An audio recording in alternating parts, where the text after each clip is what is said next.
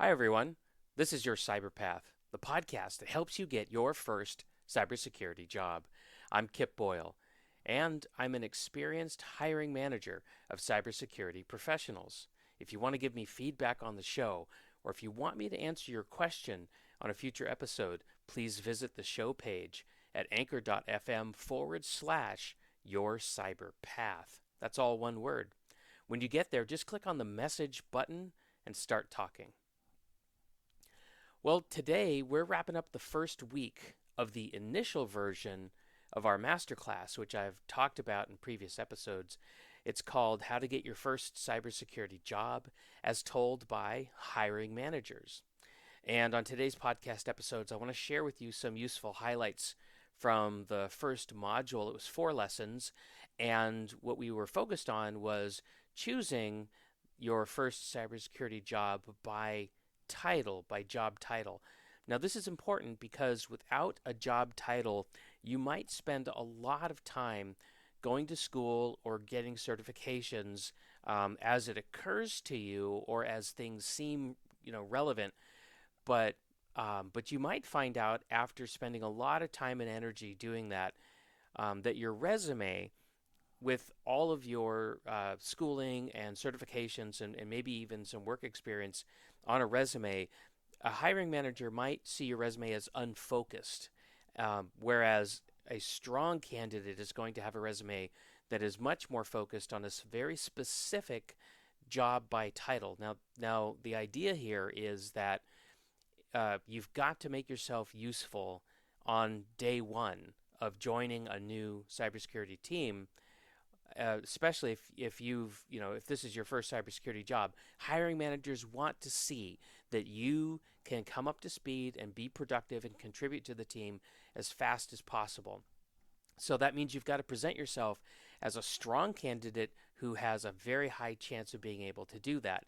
If your resume is unfocused around a specific objective, but that hiring manager is seeing other people who have laser focused preparation and that's clear on their resumes, then they're going to present as the stronger candidate. So I want you to avoid a situation like that. Now, the way that you choose your job by title is more than just sticking your finger on a list of jobs and saying, okay, I'm going to go to that one. You really have to consider who you are as a person as well. So you have to know yourself. You have to know what are your strengths and how do you like to work. And that was another thing that we worked on this week in the masterclass was just doing a little bit of self-discovery, a little bit of know thyself, and trying to be really clear about what we like and what we don't like on the job. So, for example, if you're an extrovert, you like hanging around with people, you get a lot of energy from that. It may not be a good idea for you to take a job where you're sitting and staring at a computer for 8 hours a day. That would be very draining and difficult time for you. You would struggle to have energy to get through a day like that. Now, I see the other side of that coin a lot too, maybe a little bit more, where somebody gets energy by being alone.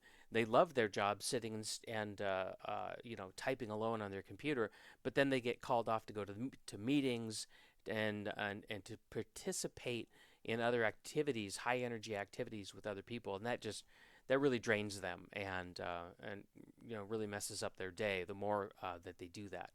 So it's really important to get that fit and to get your strengths. Another thing we looked at in the masterclass this weekend is aptitude. Do I have the aptitude for a highly technical cybersecurity job? And you may think you do, and then you get in there and you start going to school, and then you find out you can't stand it. That's happened to more than a couple of people. Now, what you can do about that is you can actually take aptitude tests to determine whether you have the ability to complete a long course of study that's highly technical, and then work in a job like that. So, but if you've ever heard the phrase, when you do what you love, you'll never work another day in your life, I think that can be true for people. I have definitely felt that way in my working life over the course of my career in cybersecurity.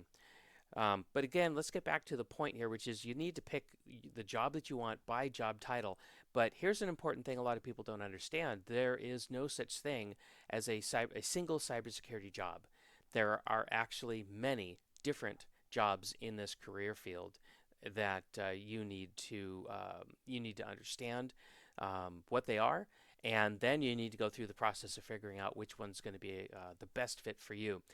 So and then the other thing that we discussed in the class is that very few cybersecurity jobs are actually entry level. They may be entry level for the career field of cybersecurity. However, you really do need to bring some kind of work experience with you when you get that first cybersecurity job. That's another big topic of conversation that we have coming up in a future lesson. Um, Now, the one way around that is if you join a very big organization like the military or a large private enterprise.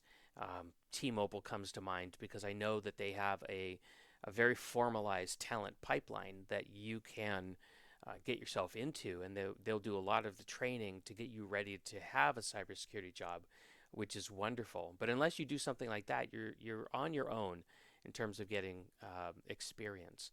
Now, there's two big ways of looking at what kinds of cybersecurity jobs are available to you. You can sort them into technical versus non-technical jobs. That's one way of doing it.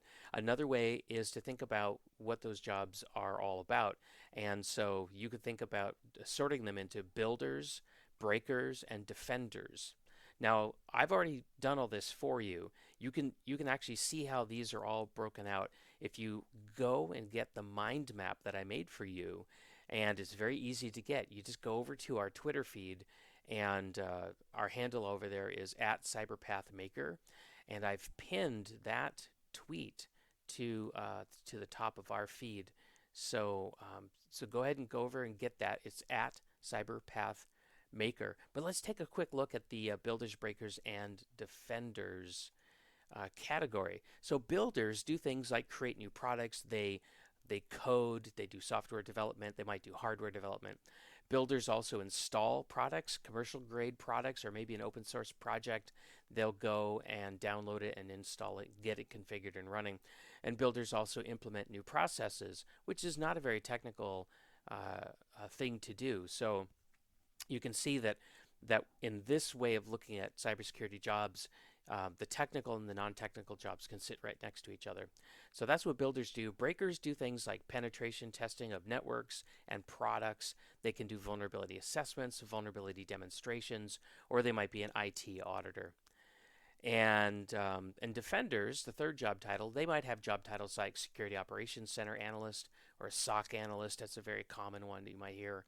Firewall Administrator, Incident Responder, or Digital Forensics Specialist. Now, just by listening to this list, I hope you can appreciate that the way you prepare to be a firewall administrator is very different than the way you would prepare to be an IT auditor, right? So if you found yourself doing a lot of firewall administration, and then you applied for an IT auditor job, that might not be the best way to present yourself as a strong candidate for that job. So I hope this all makes sense. So again, the master class is closed right now. We're going through it with our first group of students, but we're planning to reopen it after we incorporate the feedback that we're getting from this first group that's going through it right now. And by the way, they're doing a great job of telling us what they like and what they need to be better. It's a little embarrassing sometimes, to be honest with you, but we're going to get through it. And if you want to join us in a future master class, you're going to benefit from that feedback and my embarrassment. Okay, that's enough for now. So until next time, remember, you're just one path away from your dream cybersecurity job.